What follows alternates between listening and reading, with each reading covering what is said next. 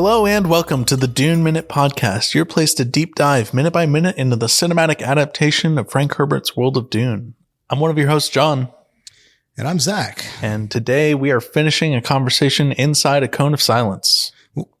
Hang on, John. We got something to talk about. Yes. Now, I was taking a look through our release schedule. Yeah. And this particular episode that we're on, episode 49, releases on July 25th. You're going to dox me? So that's a special day for you, I feel like. Yeah. So you're going to dox me? Happy birthday, buddy. Fuck you. That's it. That's all I want to say. All right. Well, I guess we're talking about killing people on my birthday. Let's go for it, Zach. Just like every birthday. Yesterday we ended our conversation, or we ended our episode with an entry into the cone of silence. Guys, Helen Moheim says it must never be known. And we start this minute with the Baron Vladimir Harkonnen saying, "There's no satellites over Arrakis. The Atreides will die in the dark." That's right. So clearly it's no, surprise that the Harkonnen and the Atreides aren't the best of friends. I think we've picked up on that by now. Yeah. Yep. Is there a particular moment that is referenced in the encyclopedia that is the start of this rift between these great houses, or do all of the great houses share as much animosity, or are the Harkonnens just fucking assholes, or like what's? Well, yes to that last point. They're all assholes. But. Yeah, there is. I remember reading it when I was reading some chapter about something. I don't remember exactly what the impetus for this family feud is. There is a specific reason, or a handful of reasons why they've gotten to this point. Yeah. I'm sure it has to do with a level of political intrigue. It's 10,000 years of interstellar politics. So. I don't know. I don't know off the top of my head. There is specific reasons given, why they're so tense with each other, but I can't say them off the top of my head. There's no Gavillo Princip shooting Franz Ferdinand moment or whatever. Not that I remember reading. Right, cool. Although if I had to take a guess, I would say something probably exactly like that happened at some point. Probably. Moheim then says, on that matter, Leto means nothing to our order, but his wife is under our protection, and by extension her son. Allow them the dignity of exile. And I love Vladimir's response where he's just like, fine. It's just this big exasperated sigh. He's rolling his eyes and he's just got this look of this fucking bitch. We wouldn't dream of violating the sanctity of your order. Yeah. House Harkonnen would never dream of violating the sanctity of your order. I give you my word. We will not harm them. Then Moheim is even just like, She's like, all right, buddy. Yeah, she stares him down for a second.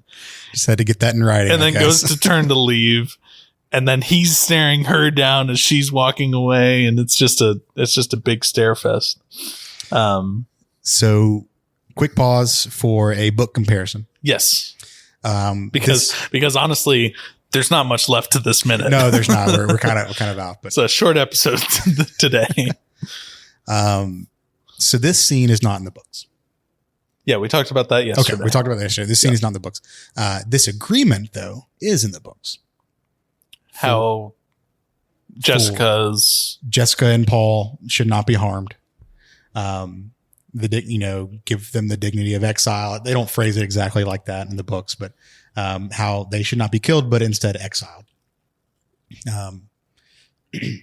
We mentioned a traitor plot earlier. Yep.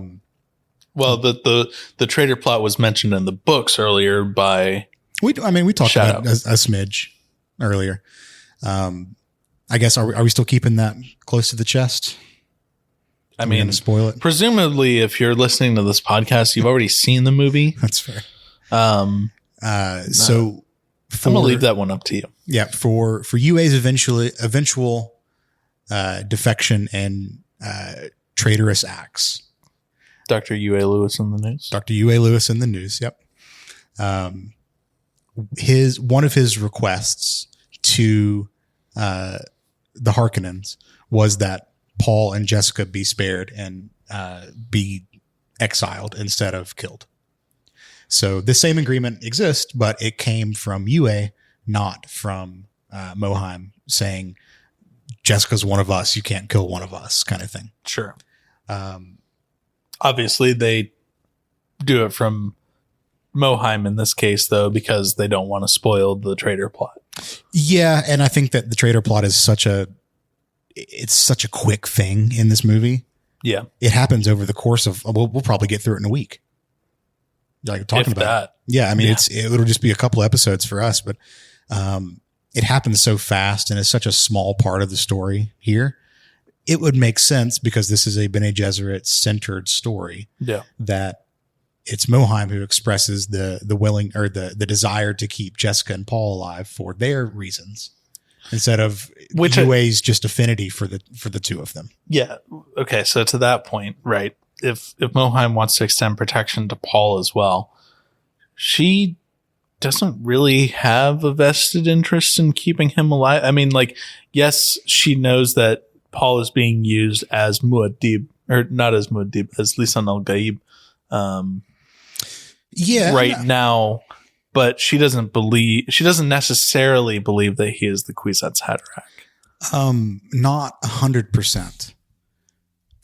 She doesn't completely discredit it, but she doesn't also have the true confidence that Jessica does. Movie Moheim does not. Book Moheim has more. Oh, okay. There's passages in the book where, like, when she's doing the Gom Jabbar test with him, where she's like has to like contain her excitement.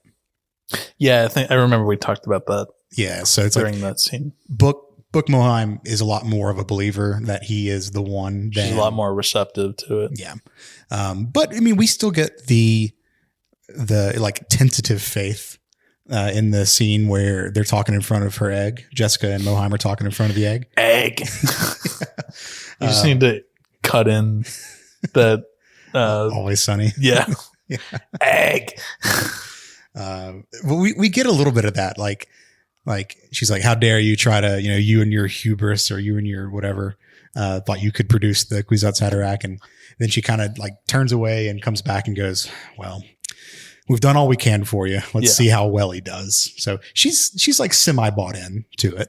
I feel like, well enough to where she's like, don't kill him. Let's just see how this plays out. Sure. So yeah, as soon as she gets a very, very vague confirmation from old Vlad, I promise I won't kill them. Yeah. Right. That spider is in the background crossing all however many toes and fingers it has. All right. So if each of the legs has a human hand on the end of it, you can cross two sets. So each hand. Thumbs would be uncrossed. So that's, 2 by 8 is 16 crossed fingers. But couldn't you then cross opposing thumbs maybe? Like you could thumbs on the opposite hand. So it'd really just be one thumb wasted instead of 5 or instead of 8. No, it'll be all 8 used. Sorry, I'm not good at math. Yeah, so 20. A lot of fingers crossed. Yeah, a lot of fingers crossed. Right in. How many fingers crossed is that? We are searching for content for this episode. It's not a lot. But we do have a couple more sentences of dialogue. Moheim leaves. The cone of silence drops, and Peter de Vries turns to the Baron as soon as she's gone. As soon as she's gone, if the Duke's son lives, and the Baron's just like, no, Atreides is gonna live. no fucking way. And then Piter goes, but you just said, but you gave your word. I fucking lied. He's like, you just said that we won't kill him.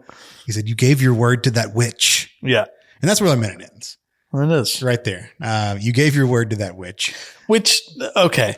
Which? Good sandwiches. Pretty good. I don't understand why Piter de Vries in this case would be so concerned and so unexpecting of his boss to lie.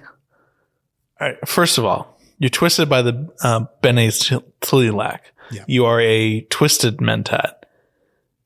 If we're talking about an alignment chart, you are not lawful good here, right. My guy. Well, okay, so the relationship that Piter has with the Bene Gesserit in the books is a very tenuous one. I feel like just all of Piter's relationships are probably pretty tenuous. Yeah. He does not like them at all. Does not trust them. Yeah. Because of their truthsayer abilities. His world is operated in the shadows, telling lies, twisting things literally. Yeah. I mean, for lack of a better comparison, he is Littlefinger from Game of Thrones. Yeah. Yeah.